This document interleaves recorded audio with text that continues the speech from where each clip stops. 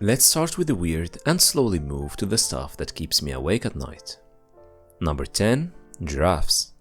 You know in Cinderella when the prince goes around touching the feet of every woman in the kingdom to find the one. A male giraffe will do the same thing, but it's not feet he's interested in, it's urine. A male will approach around 150 females before finding the one that is ready to mate. Satisfied with the taste, he will do the creepiest smile possible, also known as the Fleeman response. But here is the creepy part. See, a lot of animals check the urine of the female to see if she is good to go. But usually the female just does her business on the ground for the male to inspect. But in the case of giraffes, he just goes right for the source and drinks up.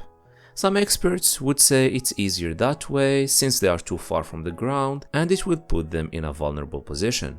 But that's what they want you to believe, because they are very capable of doing it, but I am not judging. Number 9. The Black Widow. If someone tells you the worst she can say is no, then meet the bravest spider out there.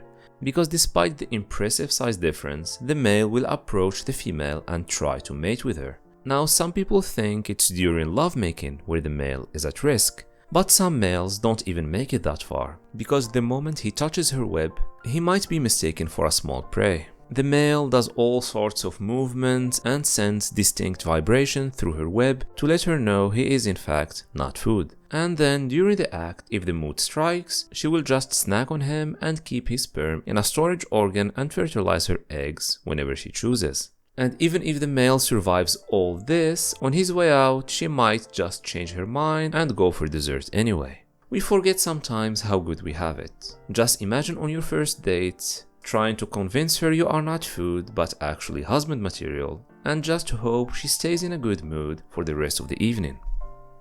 They should take a page from the nursery web spider, because to avoid the wrath of his girlfriend, just before mating he gives her a gift, an insect wrapped in his web, in the hopes that she will be less hungry. If she accepts the gift, she unwraps it, starts eating it, while the male is doing his thing. Number 8. The anglerfish. On one hand, we have animals that make sweet love and never see each other again. On the other hand, we have those that mate for life. And then we have the anglerfish. The male is so small that for a while scientists thought there were no male anglerfish because each one they caught was a female. But since some females had a parasite on them, they decided to study those. And surprise, those 1-inch parasites were the males. See, the moment a male anglerfish is with a female, he bites her. So far so good, we all have been there. But then he never lets go. After fusing, the female provides blood with nutrients to keep him alive, and he provides sperm. With time, the male is completely absorbed by the female and she just keeps his testes for later use. In the movies, not finding a prom date on time is the end of the world, and for the anglerfish it is definitely the end, because in most cases the males can't even feed themselves, so they need to find a female, otherwise they just starve to death. Number 7. The hippos. Now, how would you go about finding a partner? Tinder? Bars? The comment section? Well, have you tried shitting, peeing and farting at the same time?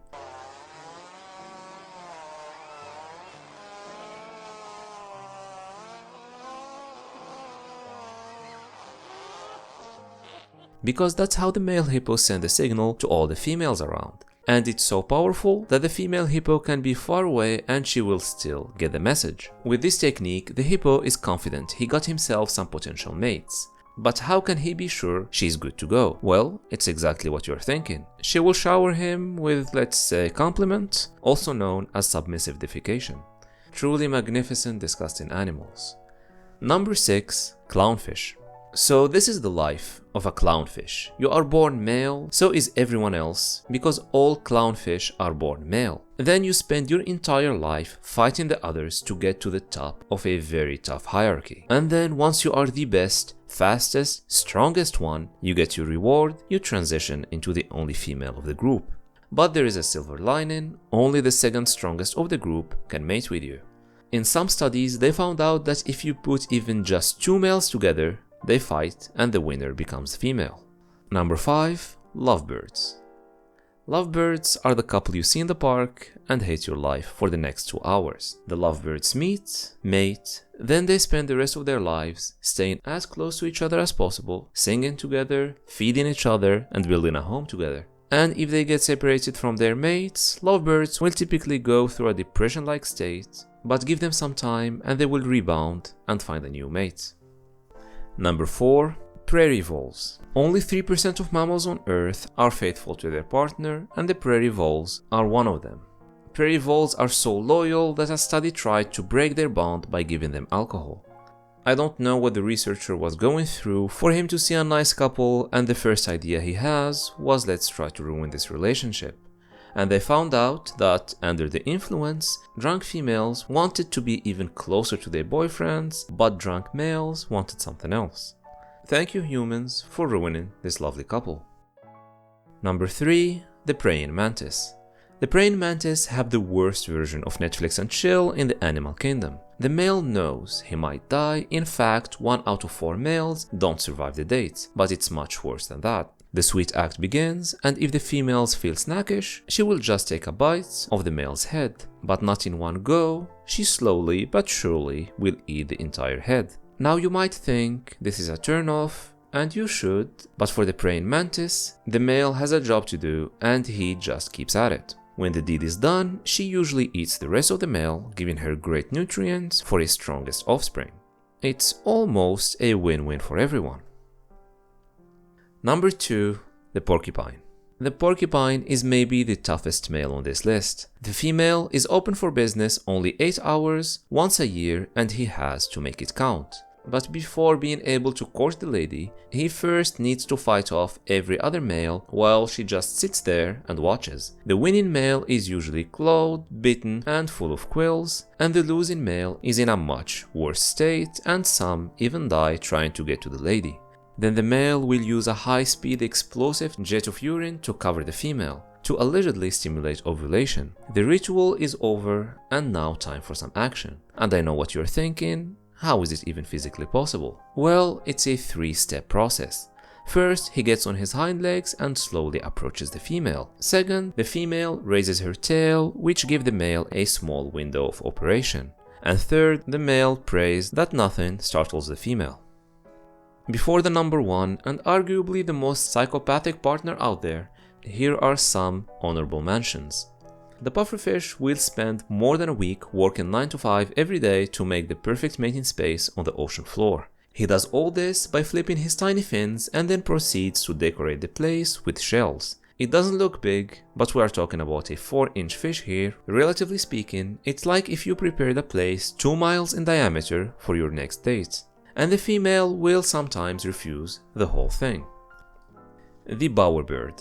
The bowerbird is a weird one. First, he builds, like the name suggests, an elaborate bower. Then he decorates all the surroundings with everything he can steal: flowers, berries, pencils, bottle caps, you name it. The bird stands in his court and waits for the female.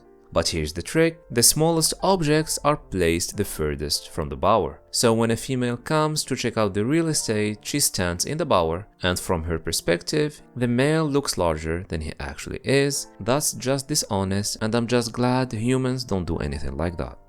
And number 1, water striders.